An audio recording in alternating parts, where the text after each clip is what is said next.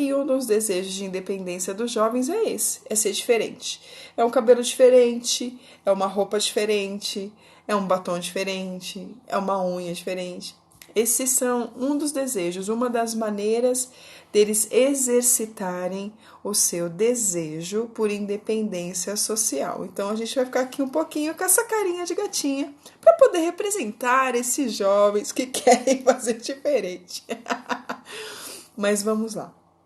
A gente vai começar falando, então, pela roupa, né? Esse é um dos desejos deles. Então, nada mais justo de começar a falar disso. Então, a roupa, que é uma das maneiras com que eles expressam a sua independência social, é aquela fase que você olha e fala, meu Deus do céu, aonde que essa criatura vai com essa roupa, gente? Aonde que ele vai com esse negócio? Da onde veio isso, Senhor? Porque eu não dou conta, eu não fiz essa criança.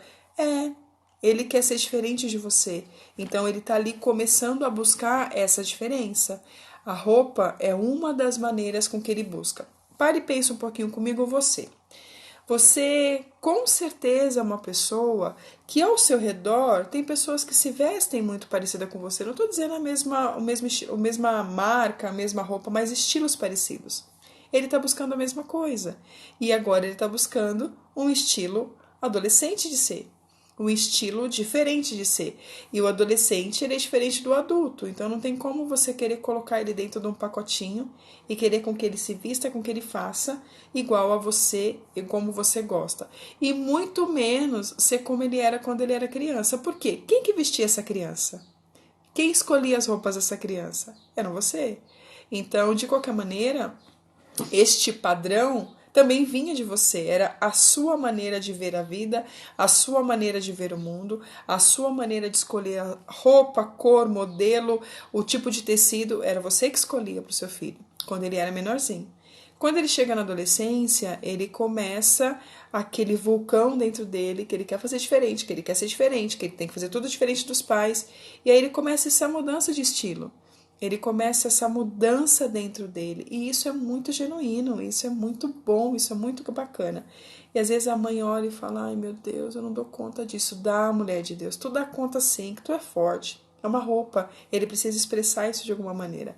E essa é uma das maneiras que ele faz isso. E a gente precisa entender que roupa, ela ainda tem um passinho além, porque isso também traz o que a cultura daquele lugar quer dizer, o que a cultura daqueles adolescentes mostra, o que a cultura daquele bairro, a cultura daquela cidade. Então é algo cultural também, a gente precisa prestar atenção nisso. E uma outra maneira que eles têm de desbravar esse desejo de independência social é através da música.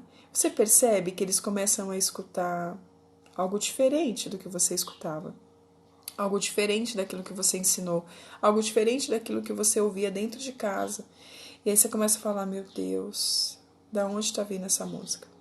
Então a gente vai voltar um pouquinho antes deles estarem efetivamente na fase da adolescência. Eu vou até tirar o filtro agora, porque a gente não está falando mais de roupa, então eu posso tirar o filtro. A gente vai falar do estágio anterior, na pré-adolescência. Para você, mãe, que ainda está numa estágio 10, 11, 12 aninhos, você ainda está na pré-adolescência. Então, é muito importante que você já comece a visualizar isso agora.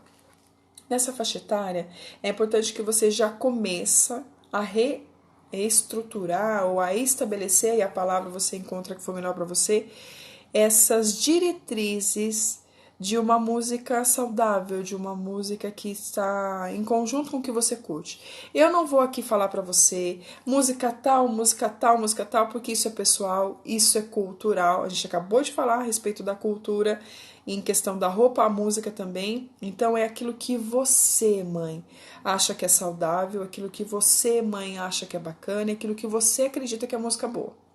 Você já vem ouvindo isso com esse filho e ele já sabe como é que é. E aí a gente sabe que vai entrar na fase da adolescência, que é aquela fase que ele vai querer se tornar diferente, fazer coisas diferentes. E a gente também não pode abrir mão e falar assim, tá, faz o que você quiser, ouve o que você quiser, faz o que você quiser da sua vida. Esse não é o nosso papel. O nosso papel é ali estar junto, o nosso papel é orientar, o nosso papel é observar. Então, o que a gente precisa fazer nesse momento? Colocar algumas diretrizes do que é permitido, por que essas aspas? Porque quando a gente fala de adolescência, a gente tem que sair do estigma que falo o que eu mando, não faço o que eu faço, ou faz porque eu tô mandando e cala a boca porque eu tô mandando. Se a gente entrar nesse tipo de dinâmica, os conflitos vão acontecer e você vai viver verdadeiras guerras mundiais dentro da sua casa. Então, eu não estou dizendo que você não tem que ter autoridade, pelo contrário, você tem que exercer a sua autoridade de uma maneira sábia, de uma maneira inteligente. E uma maneira sábia e inteligente é deixar claro as regras do jogo. E quando a gente fala de adolescente, as regras têm que ser transparentes.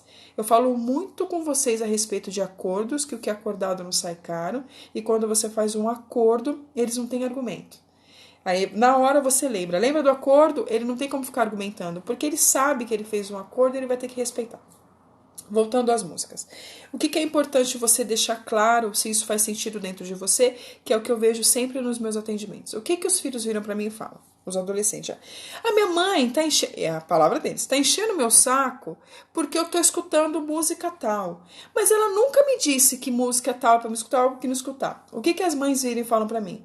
Mas Ari, é óbvio, né? É óbvio que isso não é música que é pra ele ficar escutando. É óbvio que eu não queria que ele escutasse essa música. É óbvio, é óbvio, é óbvio. E uma das coisas que eu trabalho muito, muito forte dentro dos meus atendimentos com as mães, para poder orientá-las para que elas consigam ter uma vida mais harmônica com os filhos, é: o óbvio tem que ser dito. Não ache que porque isso é óbvio dentro da sua cabeça, que isso será óbvio na cabeça do seu filho. Mesmo porque eles estão numa fase de descoberta, eles estão numa fase de desafio. E se eles não tiverem isso muito claro, eles vão usar isso até para te desafiar. Só que se a regra está clara, ele não tem como dizer que ele não sabia. Entende da liderança sábia, da liderança inteligente? É isso. Então deixa estipulado, sei lá, não é legal música com conteúdo de violência, não é legal música com conteúdo que estimula a morte, não é legal música que estimula sexo explícito. Isso você vai colocar as suas regras. Você vai trazer para a pauta, você vai trazer para essa conversa, você vai trazer para essa discussão aquilo que você considera saudável ou não. E deixar claras as regras do jogo. Por quê? Ele vai entrar na adolescência, ele vai entrar em contato com todos os ritmos e letras e tudo que tem na música. E ele já vai começar a ter dentro dele essa percepção do que é aceitável e do que não é aceitável dentro da família. E se você precisar trazer a disciplina, trazer alguma correção no meio desse caminho, ele já tem a regra clara. Ele já vai saber o que está acontecendo. Então, se alguma atitude precisar ser tomada, ele não vai ser pego de surpresa, não vai ter a desculpa de dizer que ele não sabia, de dizer que você não falou, de dizer que ele não foi informado. Por quê? As regras ficarão claras nesse jogo. Então isso é muito, muito, muito importante. Mesmo porque a música é algo que toca a nossa alma, que toca o nosso coração. Então preste atenção se mesmo com as regras ele está escutando algumas músicas estranhas, algumas dinâmicas esquisitas. Preste atenção no que ele está querendo te dizer. Observa o que isso está dizendo para dentro do sistema familiar. Se ele está escutando músicas de violência, o que está acontecendo dentro desse sistema que ele está trazendo esse tipo de vivência? Se ele está escutando música com conteúdo mórbido, falando de morte, o que ele está querendo te dizer? Se ele está trazendo música com uma sexualidade explícita, o que ele está querendo te demonstrar? A gente precisa observar, a gente precisa prestar atenção no que está sendo dito entre as entrelinhas. E quando a gente fala de estilo de música, fique atento e fique muito tranquila que aquilo que você ensinou para ele, que aquela música que você acredita que seja saudável, que seja música boa, isso não é perdido. Isso está dentro dele e ele vai ser resgatado na vida adulta. Só que a gente precisa entender de uma vez por todas que a adolescência é uma fase de desvincular. É uma fase de grito de independência. Então ele vai buscar coisas diferentes porque ele quer ser diferente do que ele foi até hoje. E ele tem o direito de curtir, de experimentar isso, sem que seja nocivo, sem que seja prejudicial para a vida dele. Então isso faz parte da vida dele. Isso faz parte da vida deles. E a gente precisa respeitar, a gente precisa entender, compreender e dar o direcionamento quando é preciso. E quando as regras estão claras, fica muito mais fácil de você direcionar sem aquela terceira guerra mundial dentro de casa. Porque é isso que acontece, né? Vira uma guerra mundial dentro de casa quando começa aqueles conflitos sem fim, aquelas brigas sem fim. Então fique atenta a isso. Lembre-se que os adultos somos nós e os responsáveis por essa diretriz também somos nós. Algo que é muito importante de ser dito aqui é a respeito também da linguagem, porque são vários aspectos da independência que são trabalhados com os jovens, que precisa ser atento, que precisa ser olhado, precisa ser feito.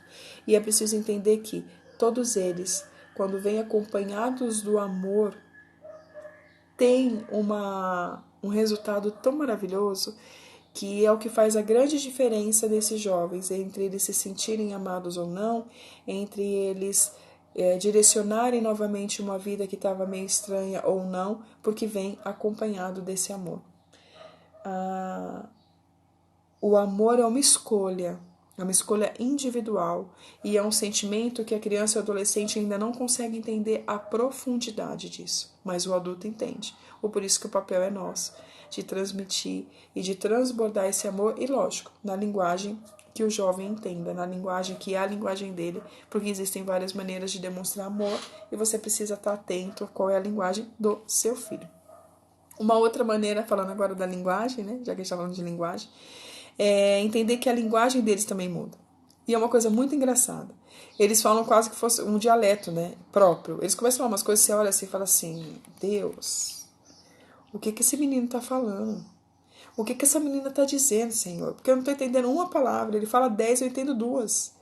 E isso faz parte, isso é legal, isso é mais uma vez esse grito de ser diferente.